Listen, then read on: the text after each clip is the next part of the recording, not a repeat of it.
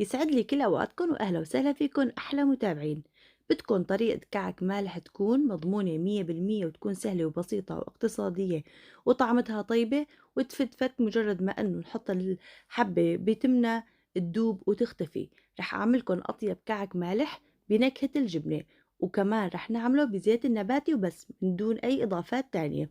رح ناخد أحلى وأروع نتيجة. طريقة كتير سهلة وبسيطة، خلونا نشوفها مع بعض. أول شي، أول مكون بنحتاجه هو طحين متعدد الاستخدامات. رح أحتاج لأربع أكواب، لازم نخلن بهاي الطريقة.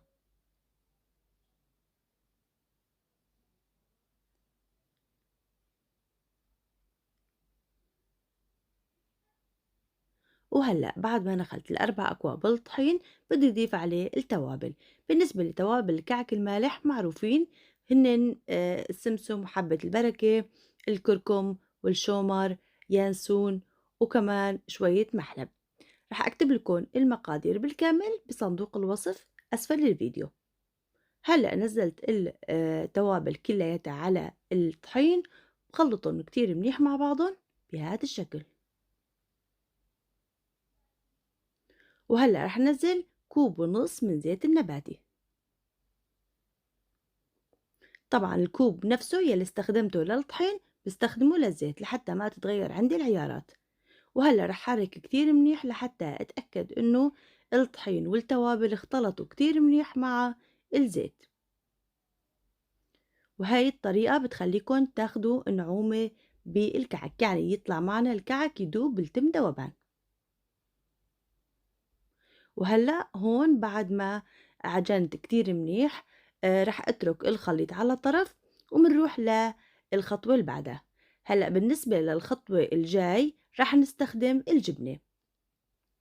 الجبنة يلي رح أستخدمها هي الجبنة العكاوية أو الجبنة العربية، بتجي جبنة مالحة، جبنة خضرا نحن مسميها، بتجي مالحة كتير. أنا رح آخُد هيك 3 قطع من هاي الجبنة وبدّي أحطّها بالميكسر، ورح أضيف عليها كوب إلّا ربع من الحليب. بتقدروا تنقعوهن شوي وبتقدروا مباشرةً تخفقوهن مع بعضُن. طبعًا إذا مو متوفرة عندكن الجبنة فيكن تستغنوا عنّا، وإذا متوفرة فبتعطيكن طعمة كتير طيبة. أو يلّي بيحب يضيف الجبنة بيقدر يضيفها، واللي ما بدّه بيقدر يستغني عنّا. هلأ هون بعد ما ضفت الحليب مع الجبنة وخفقتهم كتير منيح مع بعضهم، رح صفيهم بالمصفاية. بس بدي آخد المي، بدي آخد الملوحة ونكهة الجبنة من الجبنة، والباقي بتقدروا تخبوهن. شي مرة إذا عملتوا مناقيش بالجبنة بتقدروا تخلطوها مع جبنة القشوان، بيمشي الحال. وبعد ما نزّلت المي وعصرت الجبنة كتير منيح وما تركت فيها أي سوائل، بدي بلّش بخلط العجينة مع السوائل. طبعًا شايفين كيف عم خلّط بهاي الطريقة من دون ما بالغ بالعجن، مجرد إني عم حرّك بأصابعي السوائل بتدخل بقلب الخليط أو الطحين وبيمتزجوا مع بعضُن. طبعًا هلأ هون بتاخدوا قطعة من العجين بعد ما بتخلصوا، وبتاخدوا قطعة وبتبلشوا بتشكلوها.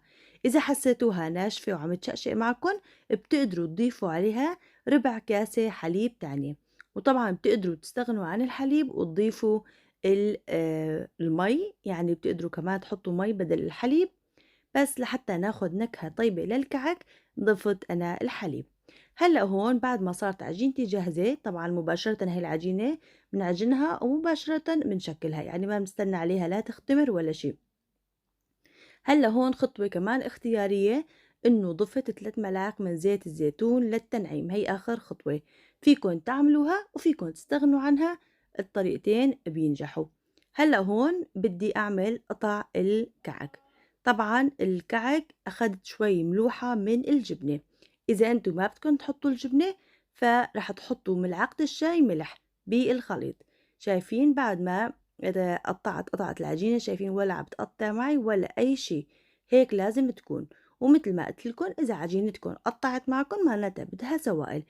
أول شي ما تكتروا، وبس شفتوها ناقصة زودوها، أفضل ما إنه عجينتكم تطرى وبعدين ما تعرفوا كيف تحلوها. وهلأ بنشكل قطع الكعك للحجم يلي بدنا إياه. بتحبوا قطعة صغيرة على قد اللقمة، بتحبوا تكبروها حسب ما انتو بتحبوا. أنا سويتن قطعة كتير صغيرة، هدول قطع كتير صغار، يعني بنحطن هيك بلقمة وحدة من دون ما نزل هراهير أو تفرفت معنا. طبعًا هون حطيت الكعك بالفرن على درجة حرارة 200 شغال من فوق ومن تحت، وخلّيت الصينية بالنُص لحتى أخدت لون. تقريبًا رح تاخد بالفرن 20 دقيقة، حسب كل واحد وفرنه وحسب درجة الحرارة اللي عندكن. المهم رح تاخد معكن تقريبًا من 15 ل20 دقيقة بالفرن، بس تاخد اللون اللي بدكن إياه. بتطلعوا الكعك من الفرن وبتتركوه على جنب لحتى يبرد تمامًا بدرجة حرارة المطبخ، وبعدين بتعبوهن بعلب وبتسكروا عليهن.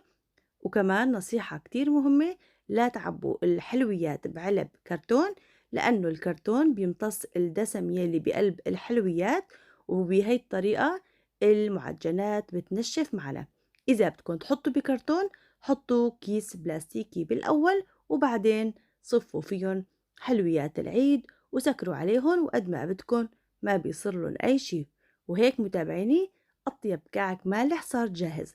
طعمته بتجنن وبتاخد العقل، خاصة نكهة الجبنة بالكعك المالح مع كاسة شاي بالقرفة، ولا أطيب من هيك. جربوا هالوصفة، كتير سهلة وبسيطة وسريعة، وما رح تاخد منكن وقت نهائيا. مجرد إنكن عجنتوا عجينتكن رح تبلشوا بالتشكيل وبالخبز، ورح تحصلوا على أطيب كعك مالح رح تعملوه بالبيت وبأسهل طريقة أسرع وقت. إن شاء الله تكون عجبتكم وصفتي، جربوها وإن شاء الله ألف صحة وهنا على قلبكن.